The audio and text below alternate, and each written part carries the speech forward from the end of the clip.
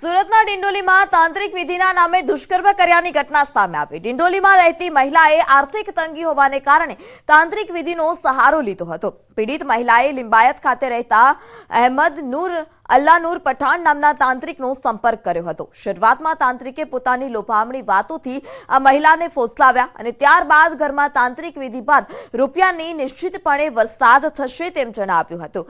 તાંત્રિક મહિલાના ઘરે પહોંચ્યો હતો। તાંત્રિક વિધિના નામે તેના પર પાશવી બળાત્કાર ગુજાર્યો હતો અને જેને લઈ મહિલાએ ફરિયાદ નોંધાવી છે। ગણતરીના જ કલાકોમાં નરાધમને પોલીસે ઝડપી પાડ્યો। એમના હાથમાં જે લક્ષ્મી છે એ ખૂબ જ વધી જશે અને એમના ઘરે લક્ષ્મીના દ્વાર ખુલી જશે। આ પ્રકારની વાતો કરી અને તાંત્રિકે તેમને ભોળવ્યા હતા અને એમને અત્તરને એવું છાંટ્યું હતું આસપાસ અને એને દુષ્કર્મ કર્યું હતું। ત્યારબાદ તેમણે પોલીસ સ્ટેશન આવીને આ અંગે ફરિયાદ નોંધાવી હતી। પોલીસે ખૂબ જ ટૂંકા ગાળામાં આરોપીની ધરપકડ કરેલ છે। આરોપીનું નામ અહેમદ નૂર પઠાણ છે અને એ અત્યારે 56 વર્ષનો છે। રાજકોટના ગોંડલમાં રખડતા શ્વાનનો આતંક સામે આવ્યો છે। 5 વર્ષના બાળક પર શ્વાને હુમલો કર્યો। રૂપાવટી ગામમાં 2 શ્વાનોએ બાળક પર હુમલો કર્યો છે। બાળકીના મોઢાના ભાગે ઈજા પહોંચી। ઈજાગ્રસ્ત બાળકીને રાજકોટ હોસ્પિટલ ખસેડાઈ।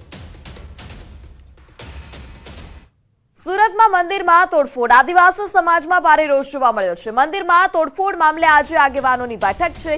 આદિવાસી સમાજના આગેવાનોની બેઠક મળશે જ્યારે રટોટી, ઓગણીસા, સણધરા સહિતના ગામોના આગેવાનો જોડાશે। ભણભા દાદાના ડુંગર પર મંદિરમાં તોડફોડ કરવામાં આવી હતી। માતાજીની મૂર્તિ અને ભણભા દાદાની મૂર્તિની તોડફોડ કરાઈ હતી। ભણભા દાદા પર આદિવાસી સમાજની ભારે આસ્થા છે। અજાણ્યા લોકોએ મૂર્તિમાં તોડફોડ કરી હોવાની શંકા। ભણભા ડુંગરને ઐતિહાસિક પ્રવાસનનું ધામ તરીકે વિકસાવાયું છે।